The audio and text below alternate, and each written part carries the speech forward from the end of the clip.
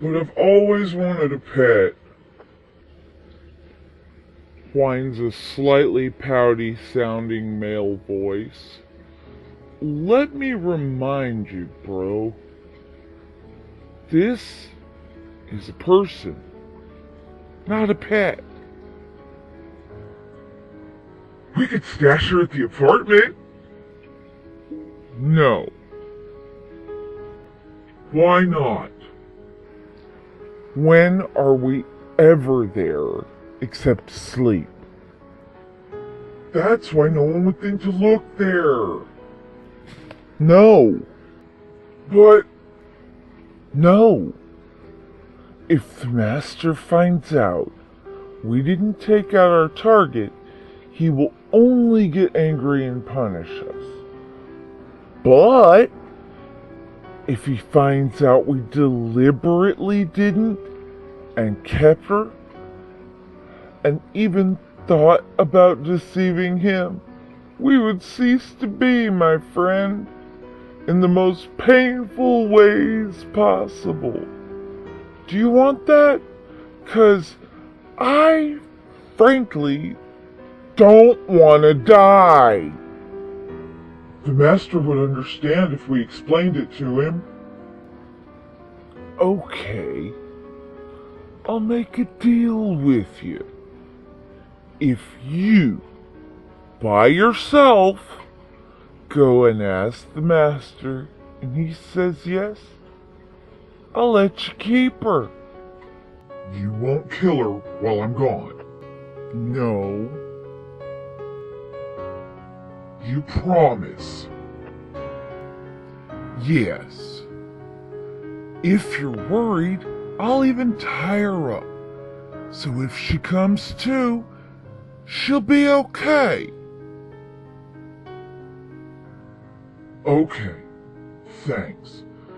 But you promise she will be here and alive when I get back? Yes, I promise. Wake up, says a loud male voice right next to my ear. I feel my eyes try to flutter open. Pain lances straight through my head. I close my eyes even tighter. Come on, cupcake. Rise and shine, he says in a sing-songy tone. Great, I think to myself. I fell asleep at the party, and now some drunken frat boy is trying to get me out of the... Wait, what the hell? I can't move. Why can't I move? Oh shit, I'm tied down, and I'm on the ground. I can feel the rocks digging into my skin through my clothes, and I can feel the rough cord around my wrist and ankles. My mouth has a gag in it. Really? A gag? I'm starting to freak out. I have never been this terrified in my life, and then stupidly, I open my eyes, and my terror ratchets up tenfold. A masked man is crouching down just in front of me. I start to panic. I can't breathe through the stupid gag. I start sobbing uncontrollably, as clearly enjoying my terror now. You shouldn't cry. You might suffocate yourself, he says with amusement in his voice. I sob harder. Hearing this, unable to stop myself, I'm having a panic attack. My vision goes all fuzzy around the edges because I'm hyperventilating. Besides, I promise, my friend, I'd keep you alive for him. This does nothing to alleviate my fear. It only makes my panicking worse, as it makes me imagine an even worse fate than the one that has already befallen me. I rehearsed everything I'm going to say, all the way to Master's office. I knock on the door.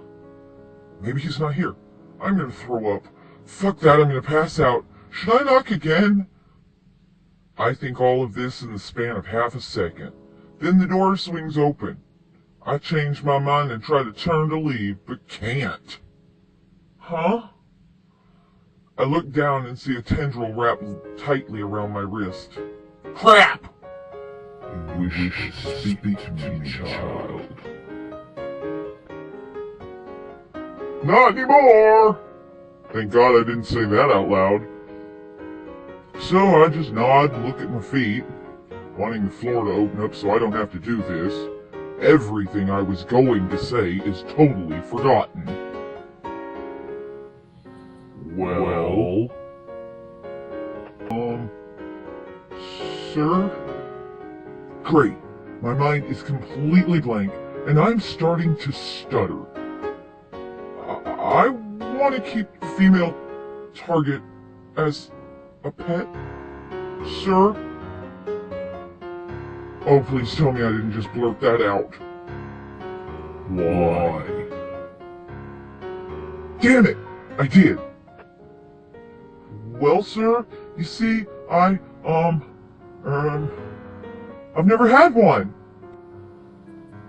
A female. Yes, sir. Wait. No! No, sir! A pet! I stammer as I feel my face heat up. Oh my God. I feel like he can see my blush right through my mask, and I know he can't see my face. I see. Well, if you think you can handle the added responsibility without it affecting your work, then by all means. What? Did he just say yes? I think for a moment. Thank you, sir, is all I can think to say. Will that be all? Yes, sir. Then please go and finish what you're doing. Yes, sir. I'm so happy I could hug him. But I'm crazy, not stupid. I hate to admit it, but I love her fear and panic. If my partner doesn't come back soon, I may do more than terrorize this fragile little thing just to watch her shatter. Oh, are you scared? I taunt. I give her a light smack across her cheek just to keep her conscious. She's crying and whimpering through the gag now, and honestly, it sounds like music to my ears. I pull the knife from my pocket and toy with it, fully aware that she can see it. Hell, I want her to see it. Her fear is intoxicating. Tears, snot, and dirt coat her pretty face. Her eyes so beautiful and wide, shining, with as yet unshed tears, terror making her eyes glassy. He pulls out a knife. I can see the blade flash dully in the dim light. I cry harder. I beg and plead, but he can't possibly understand me with this gag in my mouth. Oh God, please don't let me die at this man's hands, I pray. I walk back into the tunnel where I left the girl with my partner, and am actually surprised that my new pet is still alive. Although she looks absolutely petrified, and he looks like he's having a very good time making it worse. The master says we may keep her. I say very happily. Really? Well, that's certainly unexpected.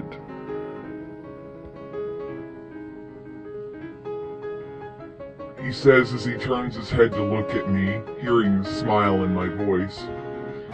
Yep, I say. Well, I still think this is a potentially bad idea. We should just kill her and be done with it. No, it's my pet. You just want to play with her, I shout at him. Only till she doesn't move anymore, He says under his breath. Well, at least he's honest, I think to myself. Well, I've never had a pet. What do I do? You're honestly asking me that? Do I name her? I think she already has a name, bro. Why don't you just ask her? He smirks, chuckling at me. Untying the bandana used as a gag, the hooded man asks the girl her name, but only gets hysterical sobbing, and then she starts to scream bloody murder. The masked man calmly walks over to her and backhands her hard enough to snap her head back, a trickle of blood running from the corner of her trembling lips. Hey, don't hit her so hard. You'll hurt her. Well then, I suggest you teach your new pet some manners, Says the masked one with a hint of dark amusement in his voice. Besides, you got her to stop, didn't it? Please, not so rough next time. Okay? The hooded one pleads, trying to placate his friend.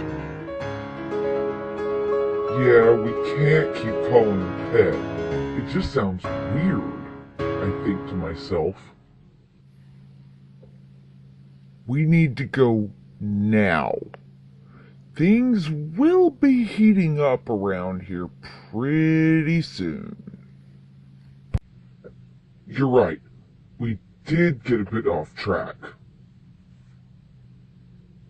He sneers at the girl, his gaze making her flinch and shudder. By the way, how you planning on getting her home? Crap! I didn't actually think I'd get to keep her, so I didn't really plan this far ahead. I was kinda getting the feeling Hoody hadn't thought this through, which is totally unlike him.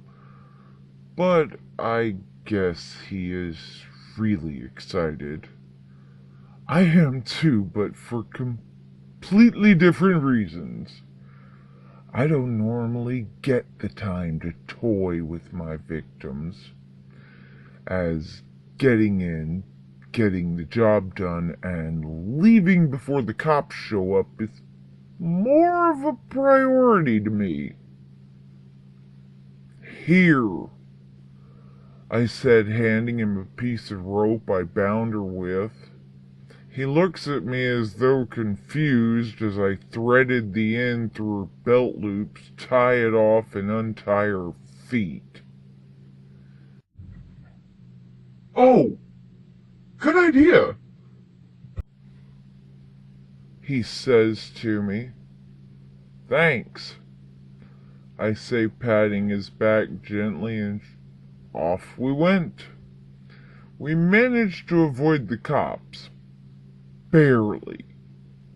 Hoody is leading the girl by the tether, and I'm following closely behind, making sure we escape without being followed. I still don't know her name, but at this point I really couldn't care less. I catch up to her and walk very closely to her side, making her try and put distance between us.